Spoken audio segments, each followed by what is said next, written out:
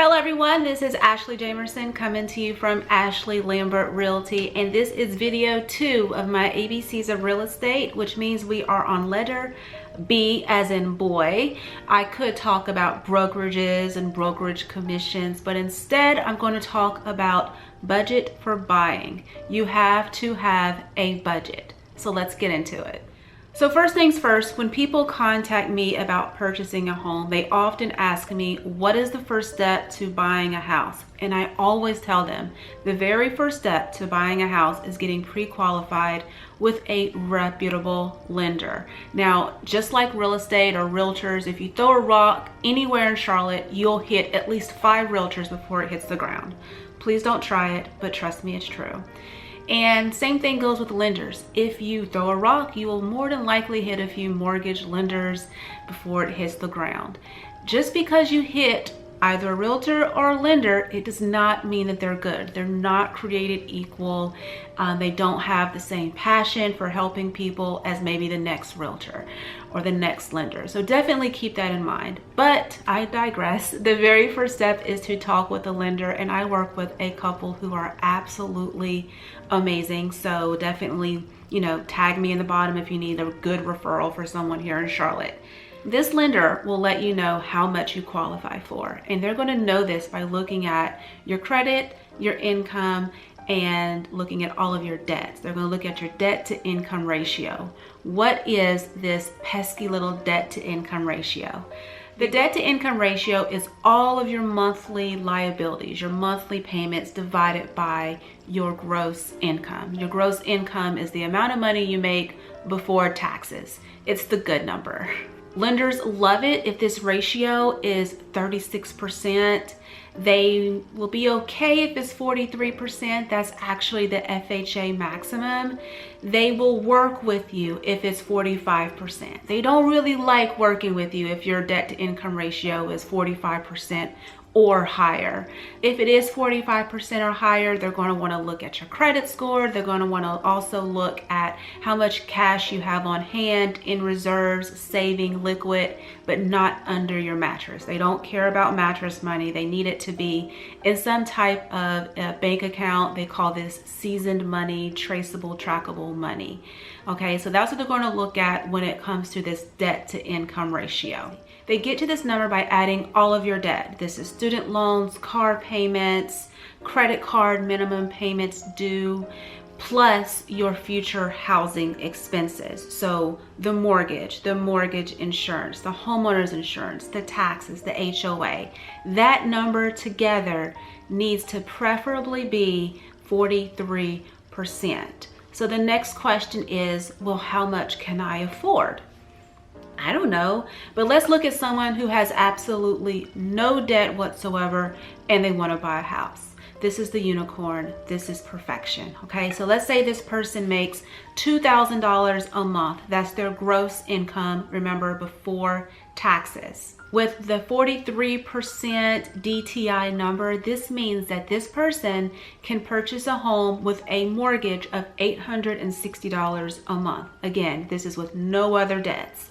If this same person, this unicorn, no debt whatsoever, makes $4,000 a month and they look at their 43% DTI ratio, then that same person can get a house that is $1,720 a month as their mortgage. So that's great. Obviously, the income plays a lot on the debt to income because the income is the second portion. So that will give you a good rule of thumb when it goes into seeing how much home you can afford. But let's add in the typical buyer now who has some type of debt. Let's say we have a buyer that has $120 a month payment for student loans, $120 a month payment as their minimum credit card balance due thing. I don't really have credit cards, so I'm not really sure. And then $240 as their car note. So they have an additional $480 to put into this whole debt to income ratio. Now, let's back up and go back to that same person who makes $2,000 a month and with their debt to income ratio could afford $860 a month before all these other bills and things pop up. $860 minus that $480 of stuff that they owe now leaves them with $320. It is so hard, if not impossible, to find a mortgage with $320 here in Charlotte. I'm just keeping it real. Keeping it 100, $320 is really, really hard. Let's look at that same person who makes $4,000 a month and they had the $1,720 as their possible housing fund, and then they have the same $480 in bills and liabilities and stuff floating out there. That same person can now only afford a home that is $1,240. So as you can see, your debt to income ratio plays a huge part in how much home you can afford. And I really want people to keep in mind that these numbers are here for a reason. The bank doesn't want you to be house poor. I don't want you to be house poor. You don't want to be house poor. So you don't want to buy a house when that's the only place you can be. Obviously, you want to go out. You may want to go to a football game. You may want to buy new yarn. You may want to buy new plants. I don't know, whatever your hobby is. But you don't want to be house poor and strapped to a home that you can't afford. That's why these ratios are in place. So what can you do if you can't find a home that you can afford based upon these ratios? What you can do is save money, possibly get a raise or find a new job or something like that. But the biggest thing you can do is possibly pay down some of these debts and get rid of some of these debts. If it's credit cards, pay them off, down, get rid of them, cut them up, Dave Ramsey the situation. If it's student loans, see if you can pay them down, get a new payment, like speak to the lender, the loan people with your student loan and see if they'll give you a lower payment. But definitely knock down some of the debt so you can approve for more.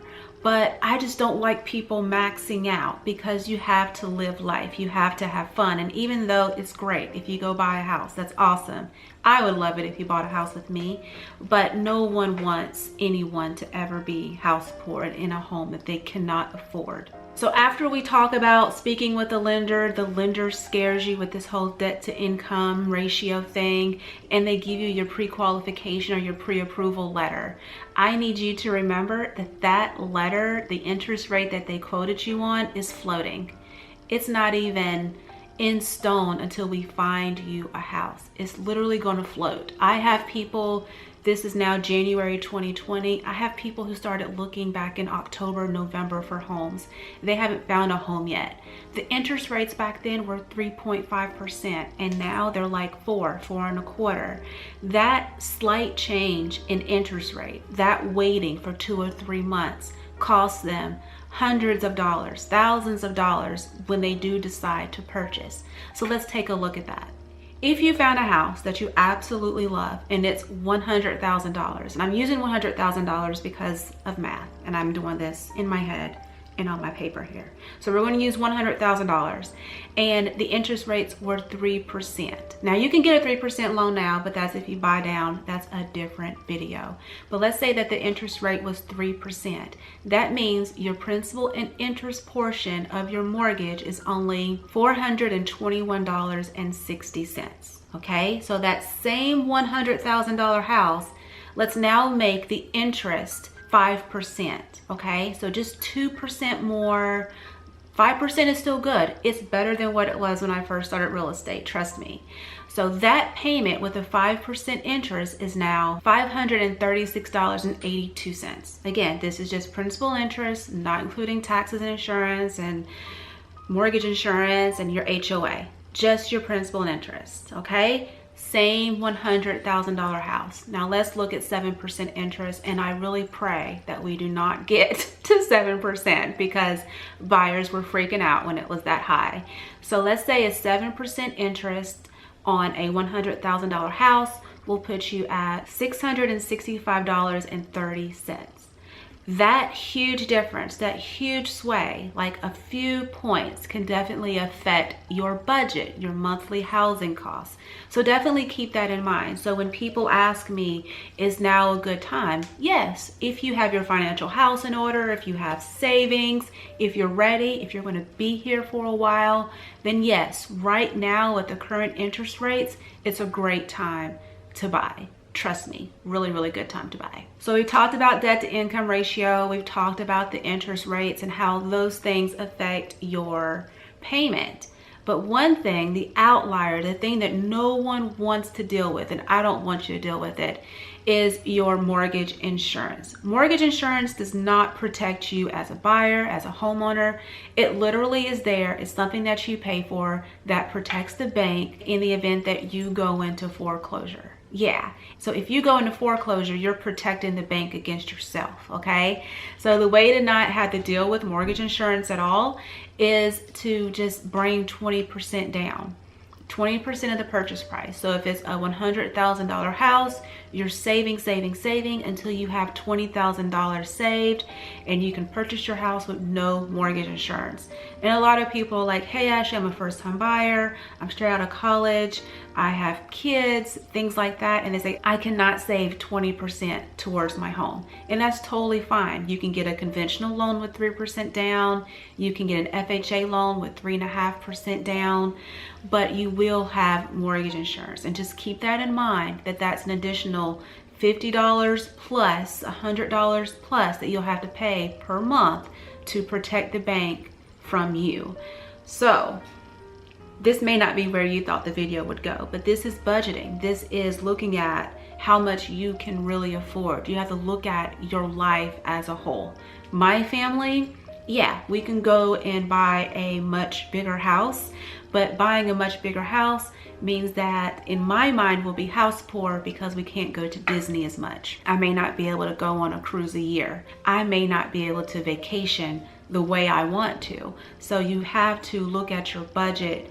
Yes, you want a house, but can you afford it? And do you want to afford it?